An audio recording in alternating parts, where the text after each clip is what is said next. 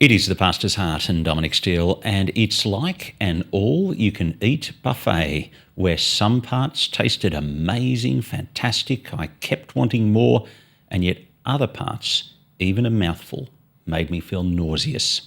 That is what Chris Edwards said to me when I asked him about his experience attending the Lausanne Congress on World Evangelism in South Korea a few weeks ago. The extraordinary beauty of gathering with more than 5,000 believers, representatives from more than 200 nations in a single room to worship the true and living God. Wow. 50 years ago, in 1974, Billy Graham and John Stott first pulled together in Lausanne, Switzerland, a conference that went on to become a movement, bringing evangelicals together for the cause of world evangelization. Now, my social media feed has been full of pithy quotes, photos and excited statements the last few weeks, all about the thrill of gathering in Korea, the joy of meeting and networking with Christians from around the world. But there are critiques as well. Ed Stetzer has asked, is there a problem of evangelistic mission drift? And he's called on the Lausanne movement for an increased focus on evangelism. Tin Tennant says, the Lausanne movement has become so issues-driven that the central emphasis on world evangelization has been buried down to just one emphasis among many. And Jay Matenga writes, I perceive a focus shift from the issues and concern for God's glory to the Lausanne institution and its glory. Today, on the Pastor's Heart, we review the Lausanne Congress in South Korea with two of the delegates there, the principal of Sydney's Moore Theological College, Mark Thompson, and the Anglican Bishop of North Sydney, Chris Edwards.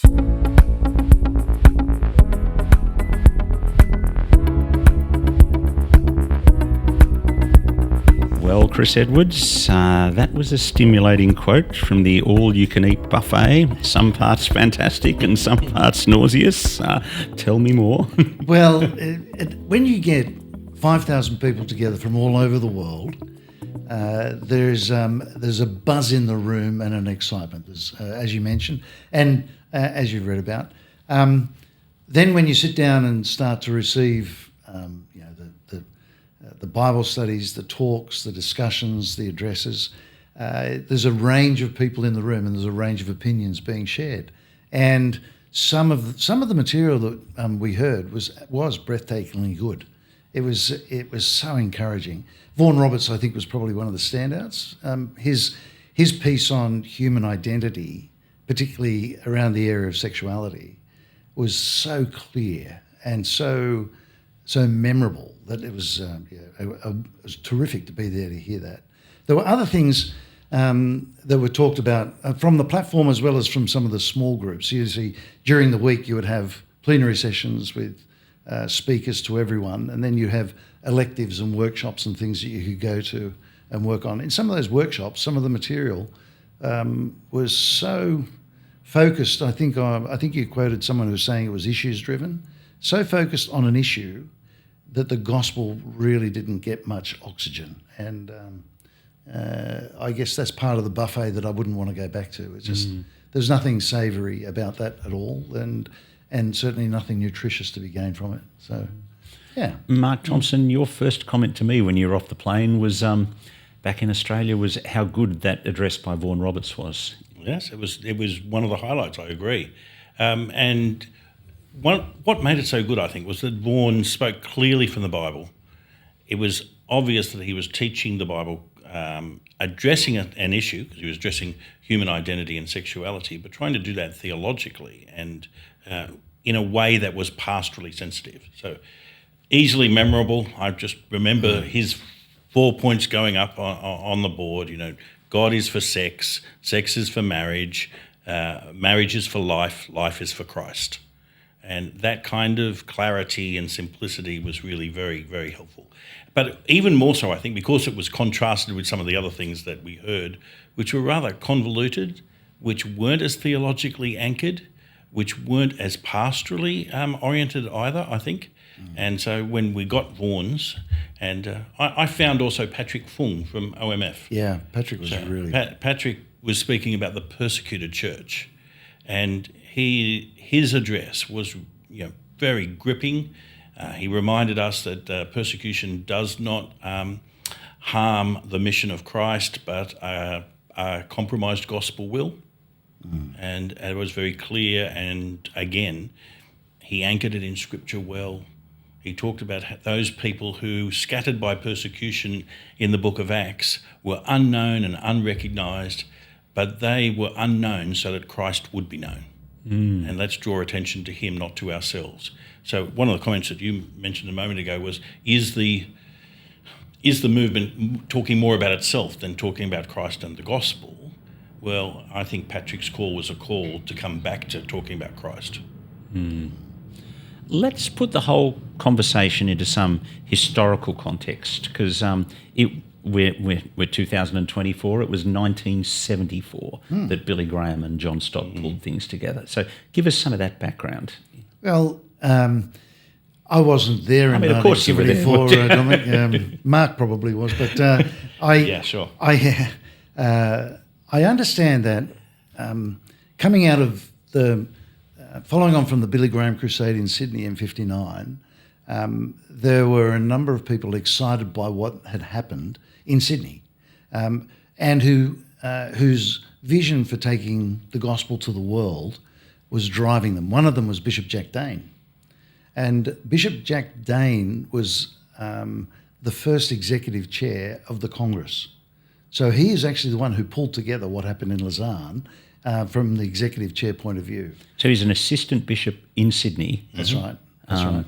He had been a CMS missionary, and I think that influence and that impact had given him a vision and a view of what we could do for mission and for evangelism beyond our borders, and the need, in fact, for Sydney to be a sending church, sending missionaries overseas, being involved in what's happening overseas, and not just in what's happening locally. I think you were telling me, Mark, that at a final picture on the last day of the conference this week, at the Lausanne Career Conference, they got Jack Dane's picture and John Stott's picture mixed up. Is that right? Well, right through the conference, they regularly show this iconic picture of Billy Graham leaning over a desk, and a man was signing the Lausanne Covenant. And the man signing the Lausanne Covenant was Jack Dane. And at the end of the week, that picture was included in a painting that was meant to sum up the whole Congress. And when it was described and people pointed out, you'll see in the bottom right-hand corner, there's John Stott and Billy Graham, except it wasn't. It was Jack Dane and Billy Graham. Right, okay. Yeah. And so... Sorry, keep going. Yeah, well, historically, Sydney had a significant part to Absolutely, play yeah. in getting this going. And Billy Graham's fondness for Sydney was evident as well, because the Billy Graham organisation were the ones who were driving this. And I think that when it got to Lausanne, Jack Dane's part in pulling it together, and Jack Dane's part in wanting to come out of the conference with something more than just a statement or a comment from the conference, but to have the covenant, that really grew from that group. Yeah, so there was this very important, very significant document that came out of the 1974. Mark, can you tell us about that? It's the Lausanne Covenant. It's put together by a theological working group that John Stott headed, but another Sydney man played a significant role in that, David Clayton, in putting that document together. But it's a document which set out the priorities that are needed if we're going to prosecute the Great Commission through the 20th century into the 21st. And it's a document that stood the test of time. People keep referring back to it. It carries... We were lectured on it in history of mission classes at Theological College, yeah. I think it is clause 4 that talks about the nature of the gospel, and there's a clear focus on Christ crucified and proclaiming him. The next clause talks about social justice and those sorts of issues. I think one of the things that may well have happened in years since, those two things have been drawn together so closely that one's been collapsed into the other sometimes, and there's been that confusion about what the gospel really is. Is the gospel about proclaiming Christ, or is the gospel proclaiming Christ and doing social action? So I think that's happened. But it wasn't there in the Lausanne Covenant because they were distinct clauses: the nature of the gospel, the nature of the consequences of the gospel in loving your neighbour and bringing about social justice. And historically, that tension was identified by Billy Graham in 74, and that spilled into 75. There was a continuation committee put together. That was chaired by John Stott.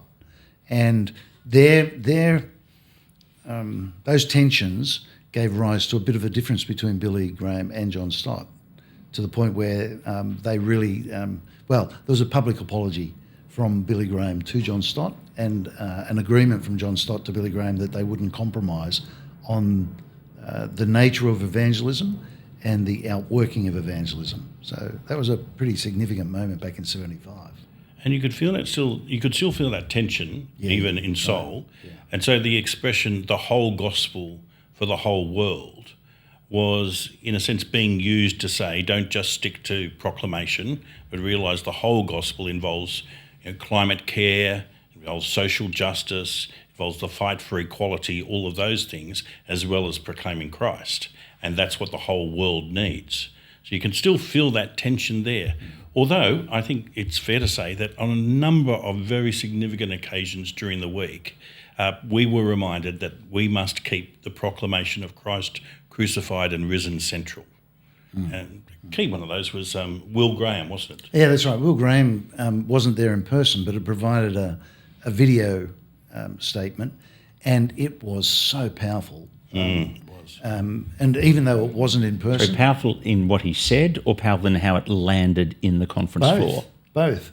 I don't think it was deliberately timed to happen when this tension was becoming more obvious, but it came at a time when there were conversations over meals about this tension between the two, and then they played his video, and a video presentation received a standing ovation. Yes. So that 5,000 people standing up to applaud that was pretty powerful. What provoked the controversy beforehand that he then spoke into? I think it's that whole issue of, I think the other expression we heard a lot was the holistic gospel. Yes, that's right. And the question being asked, particularly the people I spoke to anyway, who were asking me what is the holistic gospel, were coming from places like India, Myanmar and Africa, and saying, what is a holistic gospel? Yeah, can I just ask you, Chris, what is a holistic gospel? My understanding of the holistic gospel... God is the creator, we rebelled against him. I wish, no. The idea of the holistic gospel and holistic evangelism is that you have proclamation alongside the works that would follow, in my opinion. So me doing work and the way I do my work can be evangelism. Well, hang on. That's the holistic gospel. Now, I'm not saying I'm not advocating that. I'm saying that was I think I'm right on that. You're right. And so who is saying that? There were some people from the platform who spoke about holistic mission and the holistic gospel. And holistic mission was saying, actually, you are, by doing your work, whatever your work might be. So I'm doing effective gardening. Yeah, that's a holy calling. Architecture or something like that. Yeah, that's a holy calling. And therefore, this is how you are honouring Christ, which I think we'd all want to say there are opportunities to honour Christ in whatever work you do. But this was being put down as being holistic mission. This is how we prosecute the mission, by doing these things. Now, that had come earlier in the day. And then we had Will Graham reminding us that whatever else you might want to say, you must keep Christ crucified, risen, forgiveness through his blood at the centre of what you're doing. You're the principal of the Theological College. What was your critique? Of the conference as a whole? Well, no, of that particular line as it was being said. You must have been sitting there thinking, what if it was one of your staff in a lecture saying that? What would you be saying? We'd be having a quiet cup of coffee somewhere. And role play with us. Just imagine I'm a staff member. I think what happened was that the gospel and the consequences of the gospel were being merged in a way that, in the end, made the gospel less clear. So, our concern for people... That's a fairly serious charge. It is, It is, I think. But it wasn't universal to no, it's not universal. Right? Yeah. It did happen, and it was said repeatedly by some of the plenary speakers, but it wasn't only Will Graham, it was Patrick Fung, There were a couple of other people throughout seminars, and even on the last day, Michael O, the chairman, was talking about the importance of proclamation. And you need to remember that the banner of the conference was, "Let the church declare and display Christ together." That was the banner of the conference. So what Michael O did at the end was emphasise the declare. And so that was a helpful thing to do. So it wasn't universal, but it was there significantly enough for people, as Chris was saying, to be talking about it all over meals. What's going on? Has there been mission drift, which was a phrase that kept being used, or is this going to be corrected somehow? I found that it wasn't as present as I thought it would be, but it certainly was present. Tell us about Michael O, the executive director of the conference, and his contribution. I certainly thought that his first address was inspiring. He was setting the conference into a context, and I think he made people sit up and pay attention to using the week to make sure that we would come out with something that would be fruitful for the gospel, fruitful for the kingdom. And I thought he did that.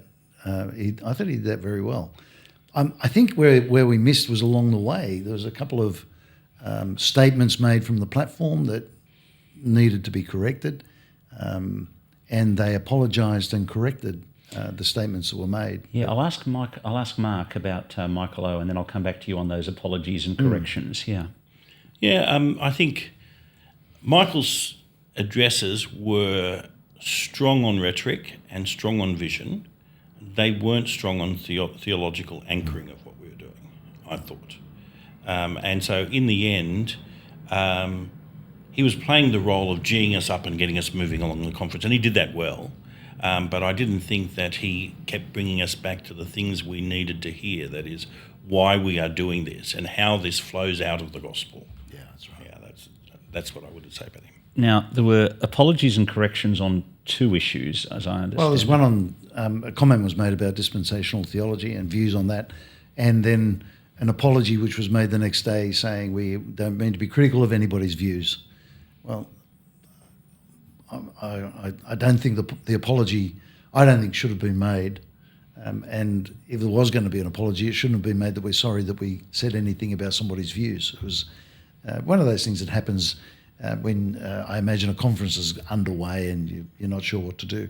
But it just lacked clarity. I don't know, Mark, what did you think? I thought that the apology itself left me thinking, why are we revisiting this? Yeah. Yes, well, I thought when the comment was made, it was made alongside comments about the Palestine-Israeli conflict. And that was obviously going to raise temperature. Yeah, the temperature of people. So I think they were trying to dampen that down as much as anything else. But and eschatological dispensationalism was the phrase used that some people used to justify their support of one side or the other in that conflict. So I with you, Chris. I think I'm not sure whether the apology needed to be given because people are going to say things that you don't agree with from the stage. And it did give the impression that everything has been tightly controlled when the centre has to apologise for what one of its speakers says.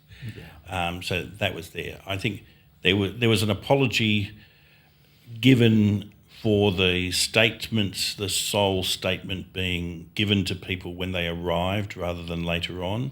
Although that's been a habit that's been a practice. I think that's been the way that these conferences run, actually. Let's just talk about the statement, because, I mean, the conference, the big international conferences that the three of us have been to have been the GAFCON ones. And at the GAFCON ones, the experience has been that there's a little group during the conference that writes a statement and takes sounding from the delegates, gets feedback, that kind of thing. And so when it's published at the end, it actually does feel like the mind of the group, whereas that wasn't what happened here. Yes, but that's, as Chris reminded me, That's not been the case in any of the Lausanne conferences. So the practice of Lausanne has been to provide a statement at the beginning that frames the meeting. Right. But it did not give the same feeling that you have at GAFCON, that you have some ownership of the statement.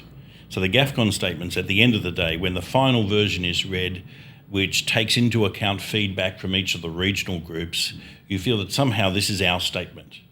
When the statement's given to you at the very beginning, when you arrive, before you've even met for the first session, you don't really feel that it's your statement. It's their statement. I read one group compiled an open petition of 250 signatures who were delegates saying, we disagree, and annoyed that there was no feedback channels for engaging with the statement.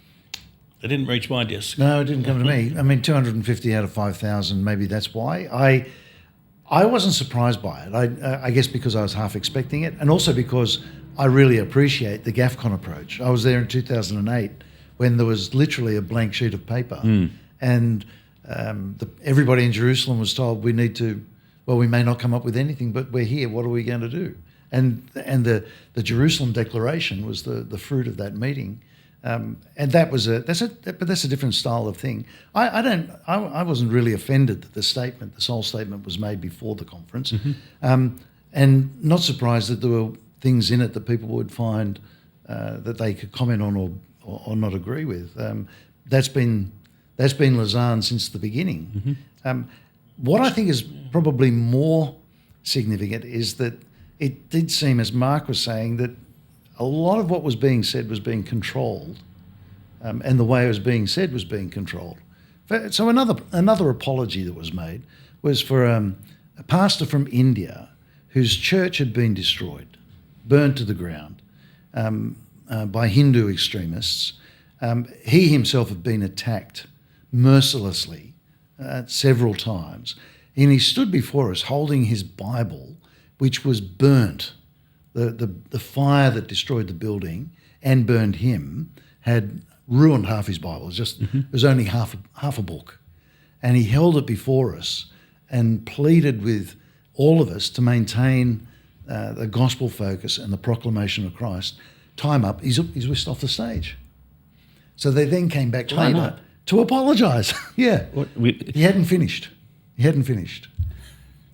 This happened at our synod. We're debating an important topic, and we've got to go and watch a presentation on an organisation. Yeah, well, that's a little different. But the thing was, he was an older Indian gentleman in a context, and was shown disrespect. Was shown disrespect, amongst other things. Yeah. So they did apologise for that.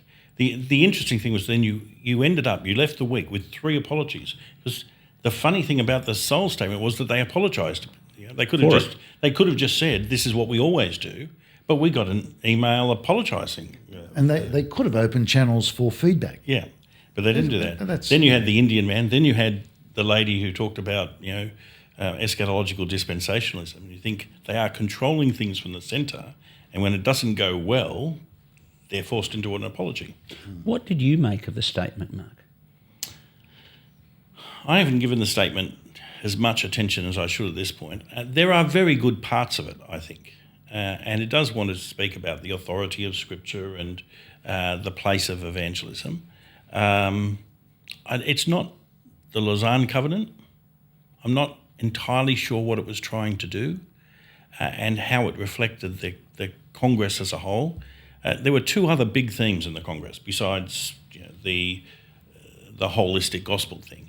There was the talk about the importance of workplace ministry and evangelism, which we've spoken about. Which was really very interesting because it gave opportunity for some rather, let's just say, interesting use of the Bible. So we were reminded. Come on.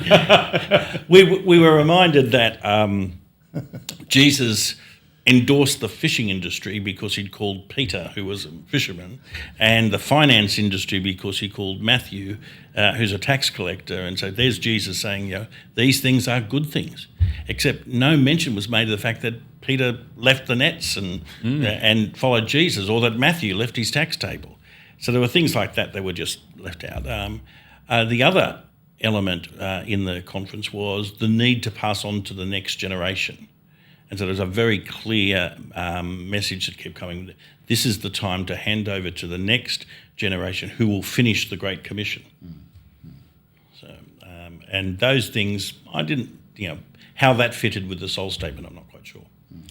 The gospel going forward through the church or through business, Chris? Well, that's an interesting comment. I think that there's a definite feeling on my part that the church was not represented as much as businesses were represented. Now, let me explain that, because... You meaning on the platform or as delegates? No, as delegates. Yeah. I bumped into a lot of people who were there as people who are business people and representing their businesses, not representing necessarily a Christian organisation, but these are people who are involved in commercial enterprise as Christians, which I think it's terrific to have people gathering like that. But this is at the exclusion of people from churches. And it seems to me that there may be a shift happening that Mark's just picked on those two sub-themes of the conference, which I think were evident in the people that they'd invited. That is people who are younger, which I'm all for, but people who are in business. So, for example, I met a man whose business is in the technology sector, and he was there to work out how to promote his particular apps and programs as evangelism. And I said to him, what part of proclamation would the app do? And he said, well, no, app doesn't proclaim anything, but it's evangelism. That's the confusion that I think there's a danger around there. Yes, and we were repeatedly told 99% of Christians will do their work, will do their ministry in the workplace, and they'll do evangelism in the workplace. But what evangelism was clouded by that kind of definition, I think. Yeah, it was a little vague. Yeah. I think, though, that one of the things that was good that came out of that, one of the workshops I was involved in was reaching the middle class. Now, don't say anything about being Bishop of North Sydney and middle class. I wasn't pigeonholed. But the beginning of that session was, let's define what the middle class is. And they said, basically, if you don't have to think about what food you've got and you don't have to think about where you're going to sleep tonight, you're middle class. So that was our working definition. And then they explained that by 2050, the majority of the world will be in the middle class.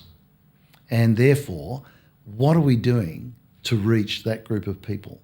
And that's where I think the lines began to blur.